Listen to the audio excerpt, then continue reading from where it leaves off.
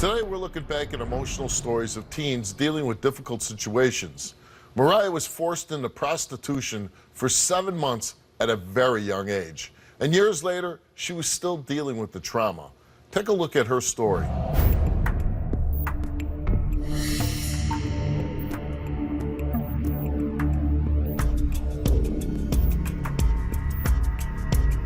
When I was 17, I was forced into prostitution by a 40-year-old man.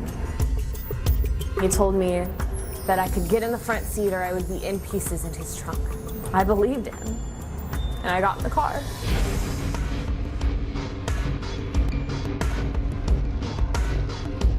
He posted ads every day, a couple times a day on the internet. These guys who would pay for sex would call the phones and set up appointments.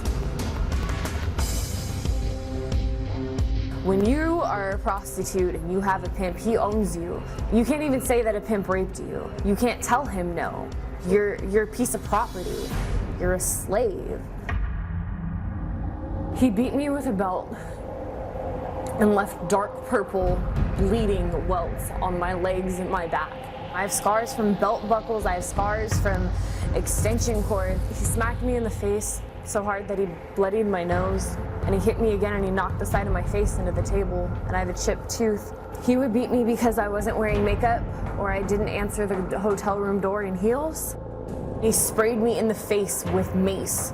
He held my jaw shut and asked me if I was scared to die yet. All of this went on for months on a daily basis. There was no break, there was no relief. He moved me an hour away from all of my friends and my family. There was nowhere I could go. There was nothing I could do. I was scared. I was alone. I felt hopeless. Once you have somebody in your face telling you that there's nothing you can do and there's nowhere you can go, you're ready to die. And so basically he kidnapped you. Mm-hmm. I was an hour away from my family and my friends. After that, I had no access to cell phones or a computer. I was stuck. How often did he physically assault you? In the 7 months I was there, there was one time that I went 4 days without getting beat. How many men did he make you have sex with? I can't count. So in 7 months... I'm 19 and I can't say how many men I've slept with. Yeah. In the 7 months, did you ever try to escape? I tried to leave, but I had nowhere to go. I had no money. He took every cent. Every cent. I tried hiding money, and I got beat to the point that I never thought about doing it again. How did you finally get away from him? He started to trust me, and he finally put me 10 minutes from where I grew up, my hometown. He was mad at another girl, and he hit me. He busted my nose and my lip. And he left, but he left a cell phone on the bed. And I immediately called a friend of mine's mother, and she picked me up from a hotel at 3 o'clock in the morning, dripping blood. And with your testimony, a federal jury convicted this man on 1 count of sex trafficking of children by force, fraud and coercion, 1 count of being a felon in possession of a firearm, and this just happened a few months ago. Mm-hmm. He has been sentenced to 30 years in the federal prison.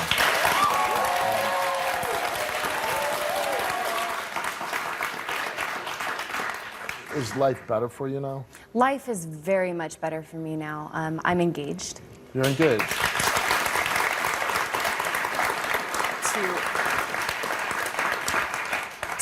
To a wonderful man who held my hand and sat through that entire trial, which I can't imagine having to do as a man. To hear all of that evidence and see all of that just so blunt. To hear what happened to the woman he loves. Yeah.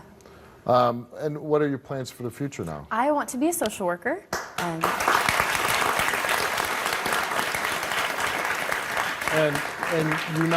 you have a little baby. I do. I have a 2-month-old son.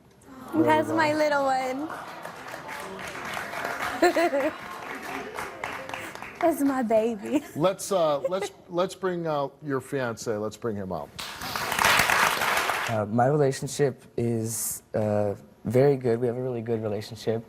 In the beginning, they were kind of tough.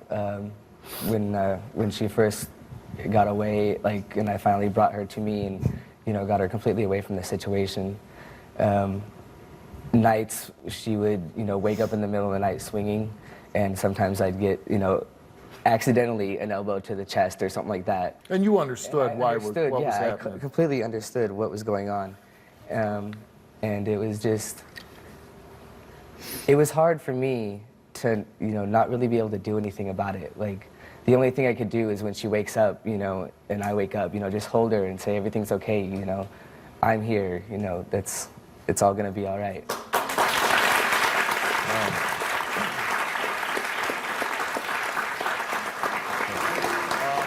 You wanted to ask Mariah something, right?